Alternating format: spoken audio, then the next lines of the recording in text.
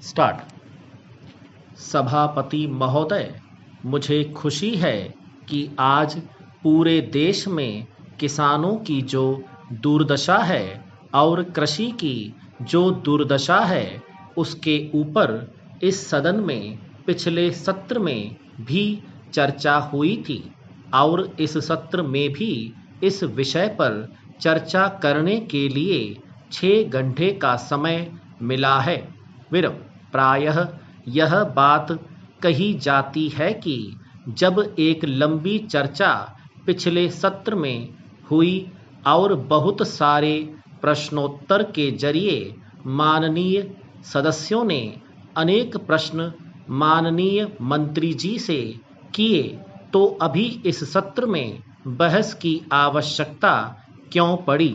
चिन्ह। माननीय मंत्री जी ने पिछली बार अपनी बहस का उत्तर देते हुए कहा था कि भारत में जितनी भी आत्महत्याएं होती हैं उनमें 16% किसानों की होती हैं जो अपनी मजबूरियों के चलते आत्महत्या करते हैं, और किन्हीं खास परिस्थितियों में पिछले 10 साल में तकरीबन 1 लाख किसानों ने अपनी समस्याओं से आहत होकर आत्महत्या का रास्ता चुना है।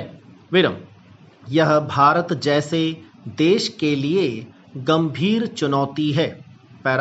श्रीमान, इसका मुकाबला करने के लिए हमारे कृषि मंत्री जी के प्रयास से हमारे देश के प्रधानमंत्री जी विदर्भ के दौरे पर गए थे, जहां सबसे अधिक किसानों ने आत्महत्याएं की हैं।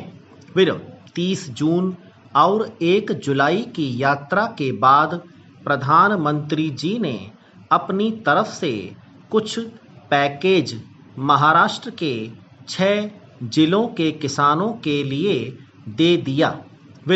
विदर्भ के उन 6 जिलों के लिए जिनके बारे में ऐसा माना जाता है कि वहां सबसे ज़्यादा आत्महत्याएं हुई हैं, उनकी तरफ प्रधानमंत्री जी और कृषि मंत्री जी का ध्यान गया और 700 करोड़ रुपए सब्सिडी या राज सहायता के तौर पर किसानों के ऊपर जो कर्ज है उसके ब्याज माफ़ी के लिए भारत सरकार की ओर से एक विशेष पैकेज के रूप में दिए गए।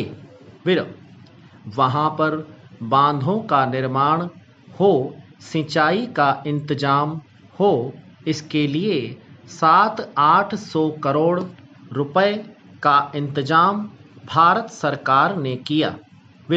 लेकिन खबरों के मुताबिक जिस समय प्रधानमंत्री जी वहां से किसानों को यह पैकेज देकर आए, पैकेज देकर आने के बाद ही 2 किसानों ने उसी दिन आत्महत्या की।